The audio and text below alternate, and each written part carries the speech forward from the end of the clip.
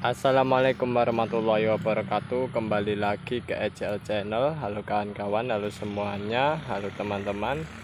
Pada kesempatan sore hari yang berbahagia kali ini, kita sedang melakukan proses namanya pemanenan cabai keriting kita, dimana kita memanen cabai keriting ini posisi kondisi adalah hijau. Mengapa tidak merah? Karena dengan kondisi hijau ini menurut kami biaya produksi maupun serangan hama dan penyakit yang menyerang tanaman cabai keriting atau buah dari cabai keriting ini itu lebih sedikit kawan-kawan, dibandingkan kita menunggu panen pada waktu buah berubah menjadi merah. Nah, namanya orang usaha pasti ada kendala dan masalah tertentu. Nah, cabai keriting kayak gini di musim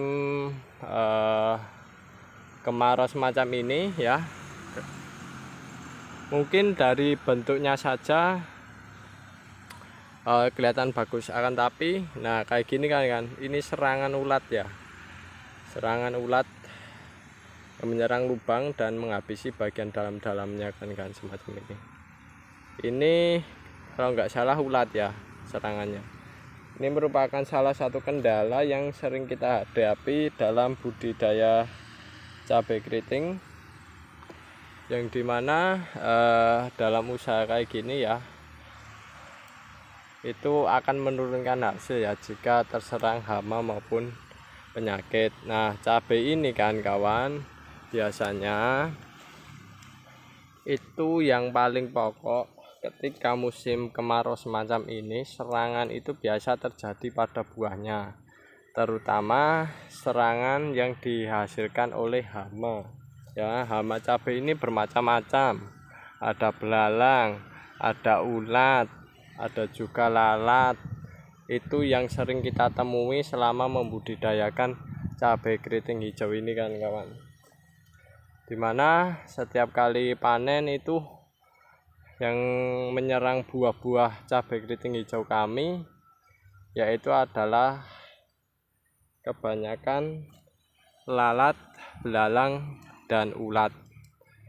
Itu biasanya menyerang buah ini karena biasanya di musim kemarau mereka bisa berkembang biak dengan baik ya, sehingga mereka menjadikan cabai keriting ini sebagai inang ya, inang atau tempat tinggal dari ulat tersebut untuk bertahan hidup, dari lalat tersebut untuk memperbanyak diri ya. Kalau lalat sendiri biasanya mengakibatkan buah cabai rontok, busuk ya, ataupun terkadang kalau belalang maupun ulat itu akan merusak cabainya kan ya, merusak cabainya. Jadi bentuk cabainya itu tidak sempurna kan kawan, semacam itu. Nah, kalau yang sempurna kan mulus kayak gini kan kawan ya, mulus kayak gini dan tidak ada rusak sama sekali, sehingga kualitasnya itu termasuk kualitas yang bagus yang mampu diterima oleh masyarakat. Jika kondisinya cabai keriting kita itu rusak, maka itu biasanya masyarakat tidak mau menerimanya. Nah, ini kan kawan, ini tanaman ini hanya kami pupuk dengan menggunakan pupuk kimia dan kita menggunakan pupuk POC. Bahkan ini yang ini tidak, tanamannya tidak tidak kita POC setiap 3 hari sekali, hanya menggunakan pupuk kimia sama POC itu pun cuma 1 kali setelah panen. Itu cabenya masih menghasilkan cabai yang cukup panjang kayak gini kan kawan ya, meskipun cabai yang lainnya ada yang ukurannya lebih kecil, tapi tidak masalah, masih laku ya, yang kita pergunakan itu terus kan kawan, semacam itu kita panen juga kan ya. Nah, kayak gini, ini meskipun kecil-kecil kayak gini kan kawan, kalau semisal kan bilang ini ukurannya kecil ya, kalau kita kumpulin ya banyak ya, kalau ditimbang menguntungkan kan dari perhitungan dan analisis usaha kami ya kan semacam itu. Jadi pemanenan ini merupakan satu hal yang menurut kami penting ya kan kawan, untuk kita terus pantau ya hasilnya bagaimana, lalu kualitas buahnya bagaimana, itu penting kan kawan. Sehingga dengan pemantauan itu ketika panen itu nantinya kan bisa memberi sebuah keputusan ya, kapan cabai itu harus dipanen lagi atau cabai itu berhenti untuk diproduksi ya, untuk memproduksi tanamannya semacam itu kan bisa memperhitungkan ya. Sehingga kawan-kawan dengan panen semacam itu kawan bisa memperoleh keuntungan maupun biaya produksi yang cukup murah. Dan di sisi lain juga pemanenan itu juga penting kan kawan untuk dipantau, karena pemanenan itu nantinya biasanya menentukan ya, pupuk itu kita perlu menggunakan yang harga berapa sih ya. Semisalkan kan membeli pupuk, dan pupuk itu bagaimana sih yang cocok untuk cabai ini. Nah, itu kawan perlu menganalisisnya, salah satunya memantau hasil dari cabai tersebut ya. Semisal cabai kawan panennya ini 3 kilo dengan harga cabai per kilonya 10.000, 30.000. Nah, maka kawan bisa menggunakan pupuk yang maksimal harga biayanya itu 10.000. Nah, kayak gitu kan masih untung ya semacam itu.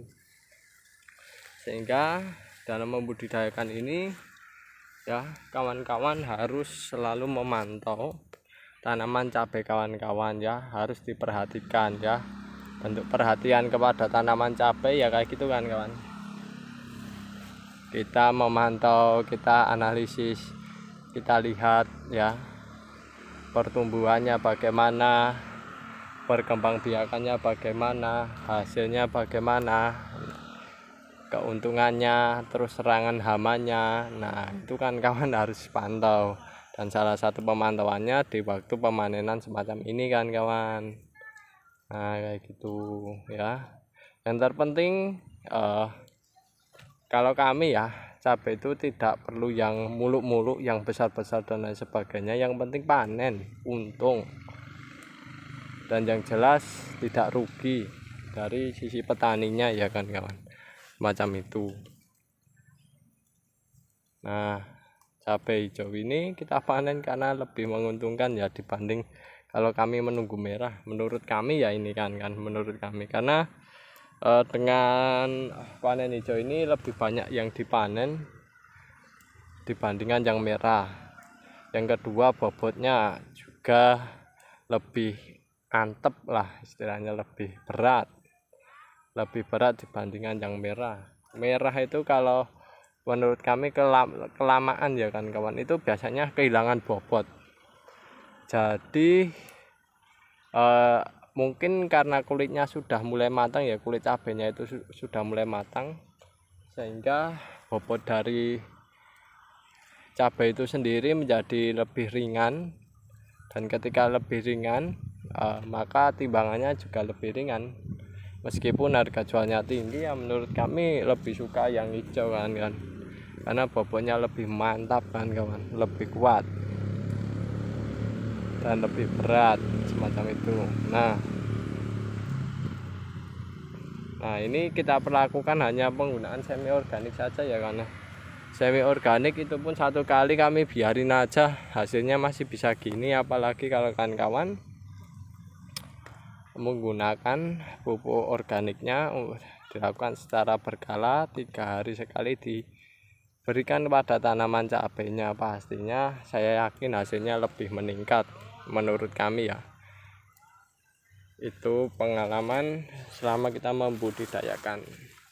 Dan alhamdulillah untuk satu badeng kayak gini kemarin itu kami hampir mendapat 2 kilo lebih ya, hingga 3 kilo, antara 2 kilo hingga 3 kilo kan. Dan ini satu baris itu kurang lebih 35 tanaman kan kalau nggak salah. Itu pun pupuknya cuma biayanya ya itu cukup 600 perak ya, paling kasar ya 1.000 lah kayak gitu kan. itu kita perlakukan semi organik, hanya kita berikan pupuk setelah panen. Dan ini hasil panennya ya, tidak kalah dengan panen-panen cabai yang diberikan secara full pupuk kimia kan kawan, semacam itu. Hasilnya tidak kalah, bobotnya juga tidak kalah, dan kualitasnya juga tidak kalah, serta kuantitasnya juga tidak kalah ya. Yang penting kami panen ya. Kalau hijau kayak gini kan ya, sambil mengingatkan, kalau hijau kayak gini itu lebih baik dipanen ketika tanaman buah cabenya itu ada beberapa yang mulai berubah menuju ke warna yang merah. Dalam artian kan bisa lihat di sana. Nah, di sana sudah ada yang merah kan. Terkadang ini cabai hijau kayak gini akan berubah warna keunguan sebelum berubah menjadi merah. Nah, itu menandakan cabai itu sudah tua, cabai hijau tersebut sudah tua. Dan itu waktunya sudah kita panen, sehingga ketika ada pertanda semacam itu kita panen, maka nantinya cabai tersebut dalam kondisi berdiameter dan berbobot maksimal ya.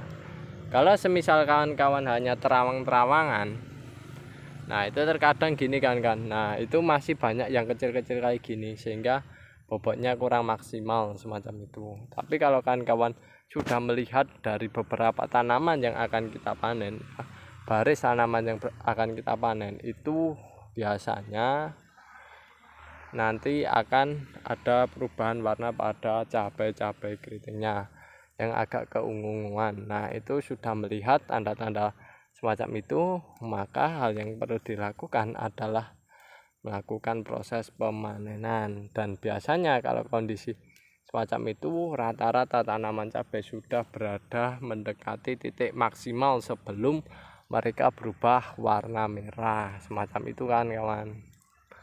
Nah, sehingga perlu kita panen. Dan ini kan kawan, hasilnya nih cabainya mantap-mantap, besar-besar ya, tidak kalah kan ini hanya cuma dipupuk sekali.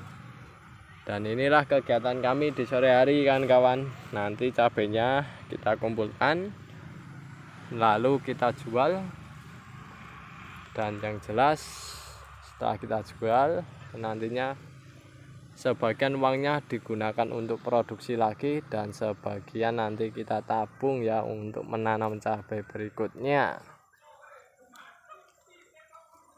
Oke kan kawan, itu dulu informasi yang bisa saya sampaikan mengenai kegiatan aktivitas sore hari ini. Semoga perbincangan tadi, percakapan sedikit tadi bisa memberikan manfaat pada kawan-kawan tentang dunia percabaian keriting. Oke, sekian dulu dari saya, kurang lebihnya mohon maaf yang sebesar-besarnya. Saya akhiri. Wassalamualaikum warahmatullahi wabarakatuh.